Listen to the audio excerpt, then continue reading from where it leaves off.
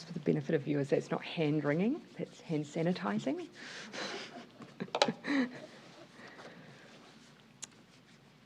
Kia ora koutou katoa. Look, before we start today, I'm going to hand over to the Director General of Health for an update on the Delta outbreak in Auckland. Thank you, Prime Minister. Kia ora koutou katoa. So today there are 19 new cases in the community to report. 18 of those are in Auckland, and one is in Northern Hauraki, a student at Mangatangi School who is already in isolation. Today's cases take our total number of cases in the outbreak to 1,249. There are also 6 cases in managed isolation to report today.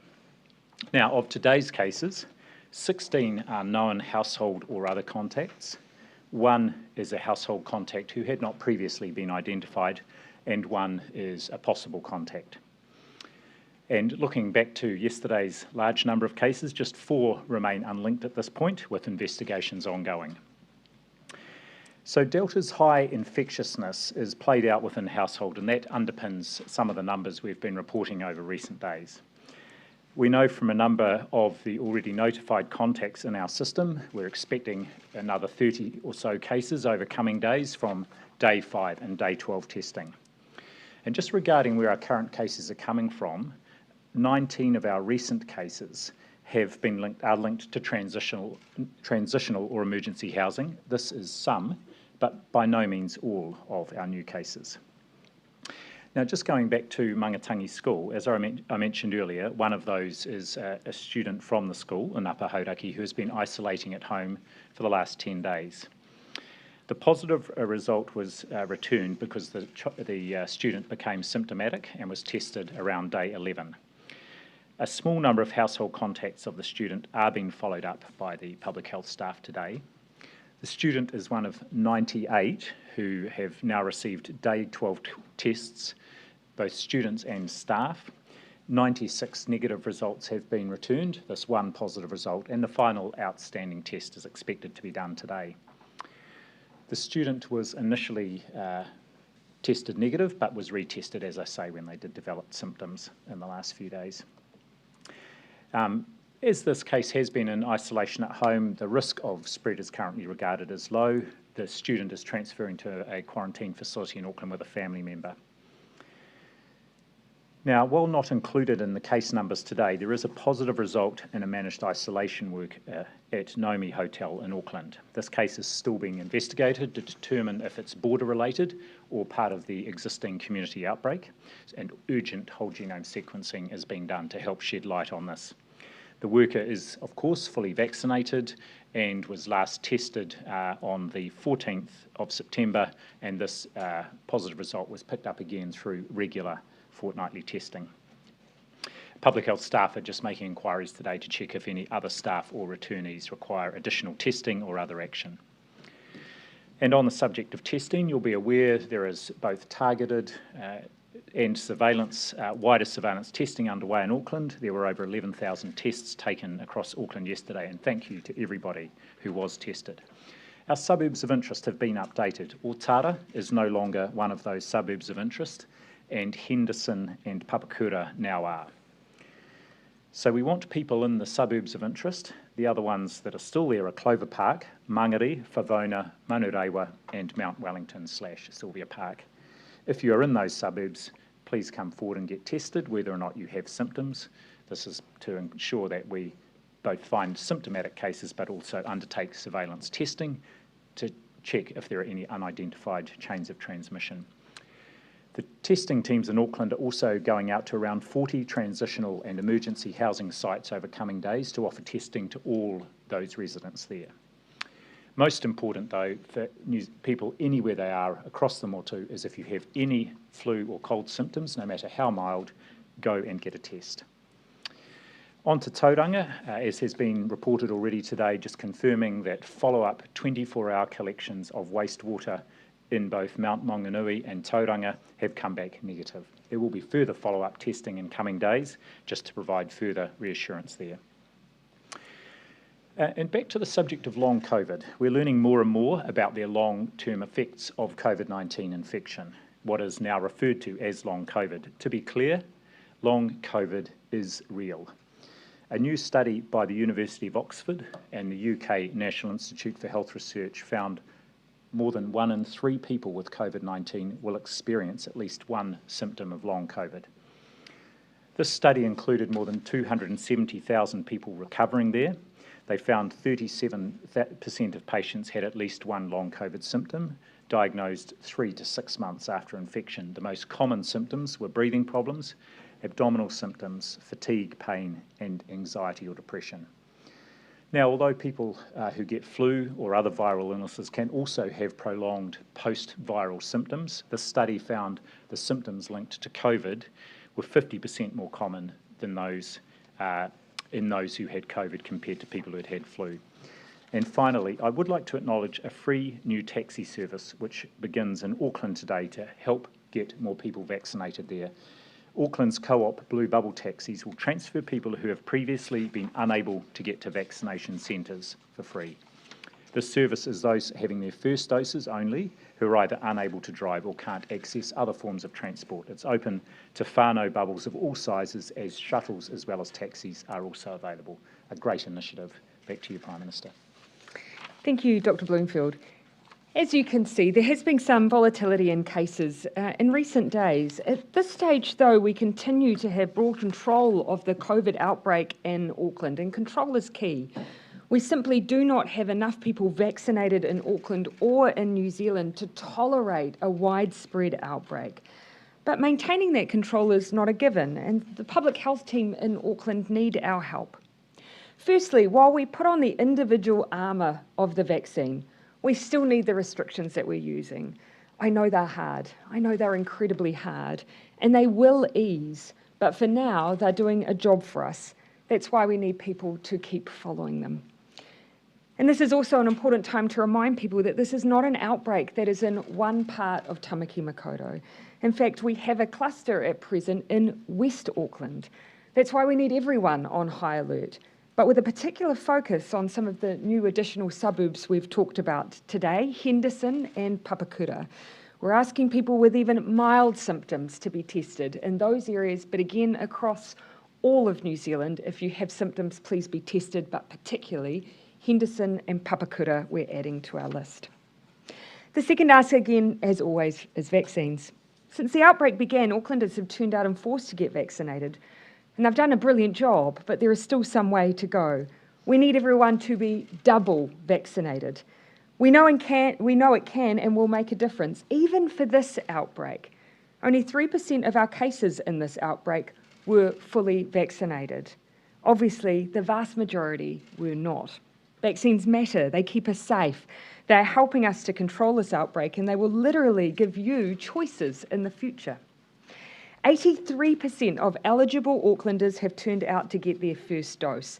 And across the rest of the country, 80% of those who are over the age of 12 have either had their first dose or are booked for their first dose, which is fantastic. But we have seen that achieving 90% is possible. Groups within New Zealand are already showing us this. Nationally, 92% of our over 65s have had their first COVID vaccine, and nearly 90% have either had or are booked in to have their second. It is possible to hit 90, and we need everyone to put that effort in. That's why it's great to see regions across New Zealand are entering into a bit of competitive spirit, with Canterbury businesses launching a 90% We're Worth It campaign, and the top of the south attributing their high vaccination rates to freezing work visits and stadium clinics. Local chambers, councils and businesses are showing incredible leadership to drive up our vaccination numbers. They know, as I know, that we can be world leading in getting our population vaccinated. And while vaccinations are being available at more than 1,400 different places to date, sometimes it is a matter of getting there that gets in the way. That's why I do want to, again, reiterate the new service that Dr. Bloomfield has just mentioned, a free taxi and shuttle service to get people to community vaccination centres. As Dr. Bloomfield said, it's available from tomorrow for families of all sizes who can't drive or don't have transport to be vaccinated. If you are someone who needs this service, you can contact 0800 28 29 26. That's 0800 28 29 26. That's the vaccine helpline. Also today is the second day of a drive-through vaccination centre for Te Walu, Kiribati and Tokelau communities in Te Atatu. at 40 Kitty Avenue, and it's running until 4:30 p.m. today. On Friday and Saturday, there is a pop-up drive-through at Henderson High School, and another for the Samoan community at the Vodafone Event Centre. There is also a testing and vaccination 2-day session beginning at Bunnings and 9 to 10 in Manukau today. So if you're popping down for some click and collect, you can also be both tested and vaccinated at the same place. If it's time that is stopping you from getting a vaccine, please can I ask again employers to give your employees the gift of time and encourage them to get their jab. You know as I do that people are always our greatest asset, and is there any greater way to show your employees that you care than by keeping them well? Please do it today. It is of course our ticket to greater freedom and greater control. Before I hand over to questions, I want to acknowledge the significant policy announcement that was made today on the pathway to residency. We've talked a lot about the team of 5 million. Some of that team have been here for the entire time of COVID, but on visas that haven't given them certainty for the long term. Some may have been here more recently, but have skills that are scarce and that we need to hold on to. So for those who are settled, skilled and scarce, we are offering a pathway to residency that acknowledges the one-off situation we are in with this pandemic. This represents the most significant announcement in immigration policy in recent memory. It is one that we've been working hard on behind the scenes for many months, but one we are also very proud of. I know this will be a welcome move for communities, for employers, and for the team of 5 million as a whole. Minister Chris Fafoy will answer questions on this announcement at the conclusion of this stand-up, so roughly 1:30. We're now happy to take your questions. A kind of Totally. Vaccine question. Sorry, a triple sure. triple-pronged vaccine question. Will those cabbies have to be vaccinated? Will you vaccinate if you're going around those 40 transitional housing places where you also encourage vaccination there as well as testing? And of the total case numbers, are you also encouraging those people, given their majority unvaccinated, are you encouraging them to get vaccinated and Yeah, I can pick up the last two. On the arrangements around the taxi service, I don't have that detail, so I'll leave that one to Dr. Bloomfield. On the transitional housing, the initial focus of the team is to go through and immediately test, and they want to do that really quickly and efficiently. So that's the initial focus. They are already making plans to then return with a vaccine program for those who have not already been vaccinated. So that is part of the planning. More broadly, we're taking that approach generally with communities that we're having contact with because they're being identified as COVID cases or COVID contacts. So conversations are happening almost immediately about the future, if they are a positive case, around making sure when the time is right to vaccinate family and friends as well. And I'm told that many of those conversations are incredibly positive because people fully understand the impact of COVID. Thanks, Prime Minister. Just on the testing vaccination, the team in Auckland is moving to roll out more combined testing vaccination opportunities, and there's one today at the Manukau, outside the Manukau Bunnings, which I think there's a Mitre 10, and it's quite a big car park, so you can go and get your vaccination, and a free test thrown in as well. So same bus, different sides of the bus. Is there a sausage? Bound to be. You can judge whether the Mitre 10 or the Bunnings sausages are better. On the question about the cabbies, they're not required to be vaccinated, but I would be very surprised if the cabbies in Auckland, not just in the blue bubble, but other cabbies haven't been vaccinated. Level question. If Auckland does move to level 2 on Monday, would you consider keeping the boundary in place so people can't leave the city, but they can have a bit more freedom within? What I would like to signal now is the high likelihood of that boundary remaining. And I think I owe that level of certainty to Aucklanders. With the outbreak as it stands, yes, we are giving full consideration to easing.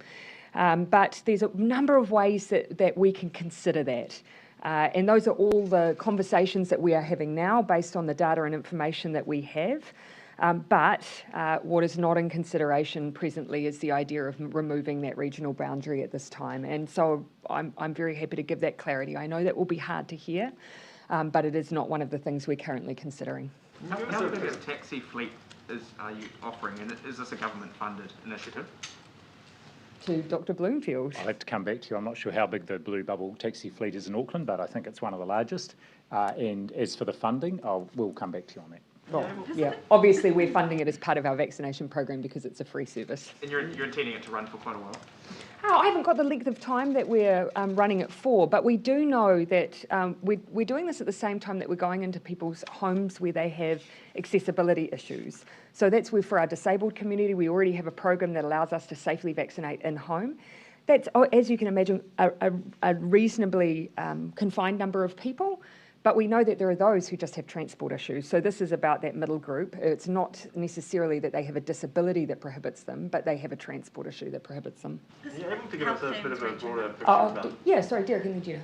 Are either of you able to give us a bit of a broader picture about where we are with the outbreak at the moment? Are we still looking at, I think you said before, Dr. Bloomfield, 3 active subclusters, and are we now looking at 8 or 9 suburbs of concern with the addition of Henderson and Papakura? We've also been asked about potential cases in the North Shore, in Takapuna and Albany in the past week and a half, and whether there are concerns about those cases. Maybe they're linked and they're not of concern. Okay, Yeah. I think that's 3 questions. That's about all I can deal with at once. The middle one was the easiest one. There are 7 suburbs of interest now. So Otara comes off the list, Henderson and Papakura added. On the question of the outbreak and how it's evolving, I asked this of the team this morning. So I think 2 days ago I described 4 clusters of interest that were active. There are now 2 new subclusters, one of which they're calling the Southeast Auckland cluster, household cluster. There are 5 households in that one. And then there's one that they've just identified and talked about today, the team, which is West Auckland cluster.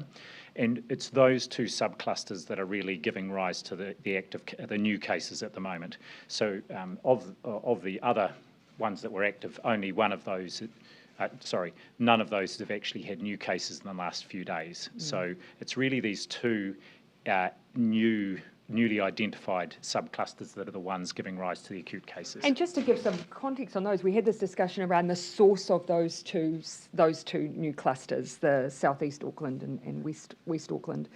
And for one of them, there appears to be a link to an existing cluster, but it's being identified in its own right. And with the other, it seems that there's likely to be another link as well to an existing cluster. But given just what the team are managing, they're being identified separately. The other gang members and the transitional housing places, are they part of those 2 subclusters that you've identified, or are they part of older ones?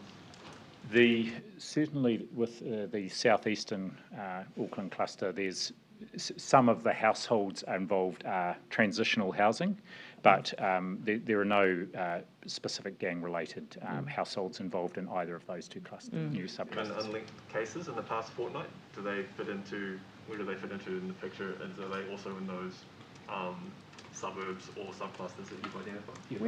I'd have to come back to you on that, but at the moment, our total number of unlinked cases as at the end of yesterday 15. Was, I think, 50, was over 15. The past 14 days. Yep, and actually... Okay, I think the media release that's just coming out has more than that. What we might do is come back and consolidate, because obviously, as you know, when we go back in the previous 24 hours, we're often able to draw those linkages, and that reduces down our unlinked cases. That's the report I've had on the daily today, but we might come back to you tomorrow with that unlinked consolidated list for you. Often over time, and as you'll hear us referencing, whilst we've got these 2 new clusters, we still believe that there are linkages back into our existing outbreak, even though some of them may not have a conclusive source. There's been a positive case. Sorry, yeah, Gina. There's been a positive case in Albany at a group of apartments. Is that one of the unlinked cases? And if so, does that mean the spread of the virus is increasing across Auckland?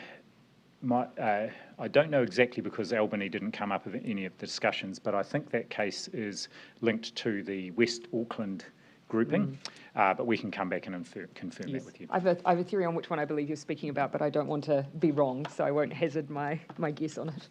And Pacific health teams reaching the most vulnerable, like those in emergency accommodation, saying they want more control of the response, as the vulnerable families are often dealing with multiple people from DHBs, public health, which creates confusion, anxiety.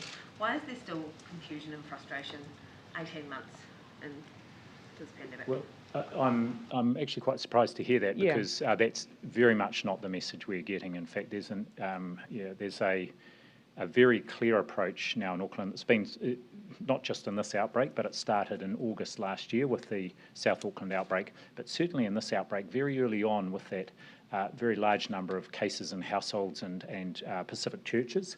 There was a strong handover, there was a very visible handover of the leadership of following up with those households to our Pacific providers there. And likewise, in the last couple of weeks, we have had these cases and groupings emerge in emergency and transitional housing. There's a specific incident management team has been set up, led by, actually not the public health unit, but by the Northern Regional Health Coordination Centre, but with a whole range of government agencies and other providers, Māori, Pacific and mental health and addiction providers involved. I think the easiest way, we can just literally call those providers after this press conference and just try and establish what might be going on, because certainly as far as we're advised, our teams on the ground are working really closely together. We know those providers often have the closest links and relationships with family, and so we've been very proactively using them and funding them to support the response. So we'll see if we can weed out what's going on. Oh, Joe, I'll let you finish, and then I'll come over to Māori TV, yeah. If it's, thank you. oh, is it related? Is it? Mine's related. I'll quickly finish with you, Joe, and then I'll come over, yeah. Just on the emergency and transitional housing, Yeah. and it might be for you, Dr. Bloomfield, can we just get a bit more clarification? Are we talking about sort of a few households? Are we talking about sort of dense, lots of apartments? Like how many sort of places and how big is the spread potentially? Because I think yesterday, in response to a question I asked, you said a 40 figure that were they were going to come and identify, test and then follow up vaccination, but I wasn't sure whether you were referring to sort of 40 houses, facilities, people. Can you just give a bit of clarification there? Yes, so there are two parts to that. First of all, the sort of transitional emergency housing places that are involved is a mix of some sort of hostels, motels and actual houses. Because of the nature of the accommodation arrangements, people are often moving between, and so hence the links. The 40 figure was of the 73 emergency housing sort of locations or places in Auckland. The team had identified 40 that they thought were medium to high risk, mostly because of where they were geographically located, not places that have got cases already, and the plan is to focus going out to all those as part of surveillance testing and any case finding, just because there is movement often between different emergency transitional housing places. Right, so that 40, like one could be an entire motel you're talking about? That's Yes. right. So Yeah. what sort of numbers of people are we talking here? I'll have to come back to you. Yeah. But I mean, potentially hundreds. I have no idea. I mean, it could if there are 40, it could potentially be hundreds, but we can come back to you on that. But again, that's because we've identified a risk for surveillance as opposed to this being part of specific contact tracing. Yeah. Yeah. Thank you. Dr. Bloomfield, just in regards to the person who was in Kaitaia on the 17th, went to Auckland, was arrested on the 23rd, later tested positive. Can you confirm that the person wasn't infectious while they were in Kaitaia, and whether or not wastewater testing has been done in Bloomfield? Do we know the result of that? I can categorically confirm that they were not infectious when in Kaitaia, and there's been a pretty forensic look at that just to make sure we're 100% confident around that. I know there is wastewater testing done in Kaitaia, as in a number of places in the north, and we'd have to go back and have a look at the results to see what those showed at around that time. The person was arrested and processed at the Waitakere police station. Is there any connection between the closure of the Waitakere police station and the current subcluster in Henderson? Not that I know of, no, but we can just check that. Sorry, would you tell me your Kaitaia date again that you were interested in? 17th. We had a negative wastewater test in Kaitaia on the 21st, for what it's worth. Yeah. I'll come in here at the front and then come back to you at News Hub and then Ben. Yeah. On long COVID, that was a stark warning. More than 1 in 3. We have a sizable chunk in New Zealand who are already suffering from long we do. COVID. What's the plan for them? Yeah. What's in place? You're absolutely right to point that out. I mean, although we have a small, relative to other countries, number of cases of COVID in New Zealand, there are people who, particularly through that first lockdown, who experienced COVID, well over a year ago, who continue to report symptoms. I've met and spoken to several of those individuals, and it's devastating the impact that COVID has continued to have on their lives. The research here is incredibly important, making sure that our health system knows to continue to work and support those individuals, but also just working hard to prevent too many other people from experiencing potentially the effects of long COVID. But on the medical response, Dr. Bloomfield. Yes, two things I'd like to point to. One is we've got a clinical pathway in place now for primary care to use to help diagnose and support people with long COVID symptoms. And I was reading an article about this over the weekend, that actually there are sort of 3 different clusters of symptoms that have been identified in the international research, and they're quite extensive range of symptoms. So that's one thing that's in place. And the other is we have funded a study of people in New Zealand who, and that's getting underway, people who have had COVID, to follow them to see what the long COVID symptoms are that they have and what happens prospectively in terms of symptom resolution, or what else happens. Are any of those plans that involve helping with doctors' bills or? There's no specific funding at this point. Those people would be eligible for publicly funded services, including for many in terms of accessing general practice, the usual subsidies that are there that the government provides for people to access general practice. Yes, on average, there's about 4,000 first doses in Auckland at the moment, give or take, usually hovering under. So on some back of the envelope maths, that would take roughly 60 days to get Auckland to 90%. Is that sort of what you're planning for? Is that good enough? And how are you going to ramp that up so it's not going to take 2 months to get to the 90%? So whilst I haven't run that exact calculation based on what we've said, yes, we are at about 83% at the moment. But what we know is that actually we have the ability to get to 90% very quickly. We have all the capacity we need to achieve that goal pretty much almost immediately. So really it does comes down to all of us. You know, the one thing we know, because we keep asking questions and trying to undertake a bit of research, one of the things we know of it, for those who may not yet have had their first dose, they really want to talk to someone who is a bit reluctant as well.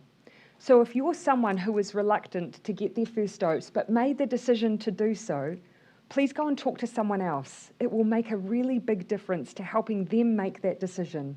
We're at the hard end now. Those who took no convincing, they're done. We're now at the people who need a conversation, so please be one of those people who reaches out and has one. And on the Auckland boundary, how long can we expect that to be in place? Well, of course, we want to get to a position where we can have movement again. Obviously, it causes, a huge amount of work for managing the boundary safely, and also a huge amount of stress and anxiety for those who are separated. So, of course, we want to get that movement back, but it needs to be safe. At the moment, we do have control of the outbreak in Auckland, but we still have an outbreak. So we'll continue to assess the role of the regional boundary as we go, but at the moment, it is not one of the things I expect to be lifted on Monday. Could it be until Auckland gets to the 90% vaccination threshold? That's not something that we've made any direct connection to. But again, what I would say is our models are already telling us that vaccines are making a difference to this outbreak. So to help us continue manage this outbreak, to give you more freedoms in the future, potentially to access large gatherings in the future, please get vaccinated. Just following on from that, what are some of the specifics that you'd be looking for to ease that boundary? Yeah, and look, for us actually, the more obvious question for us is what we'll be looking for to ease restrictions. The boundary is not the first cab off the rank for decisions on Monday. There are other things that we'll be looking to that we consider lower risk for consideration. Okay, I'll take last question from Ben and then I'll hand over to Minister Farfoy. I've got one over there and one on immigration, if that's okay. Over the last few days, we've seen John Key and the Acton National put out their drilling plans on COVID. Yep. It sort of ended the political consensus. I mean, obviously, there's been arguments on the margins, but now I didn't know there was one. Well, it's close enough to one, and now it's obviously not there. So I guess the question is, how big a problem is that for your government? Do you think it could impact either vaccination rates or compliance rates or anything else? No, I mean, I think at its core, actually, the bones of what individuals are arguing for are still there. Everyone wants high vaccination rates.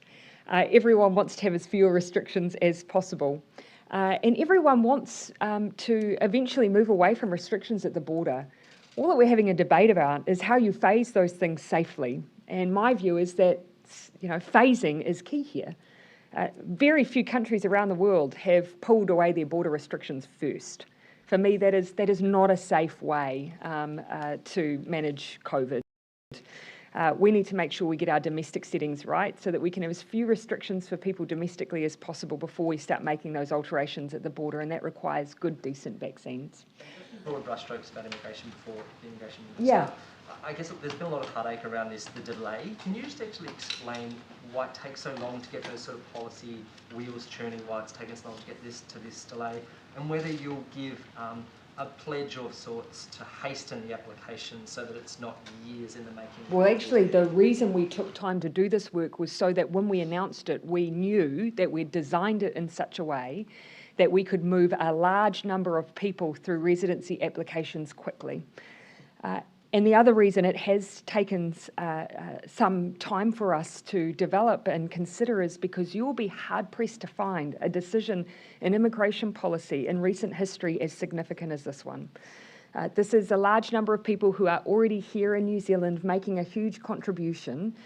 We want to give them the ability to stay and continue to contribute. But that's not a switch that you flick lightly or quickly. We've considered it properly and well, and we believe it will make a big difference for those who will be affected by it. Thanks, everyone.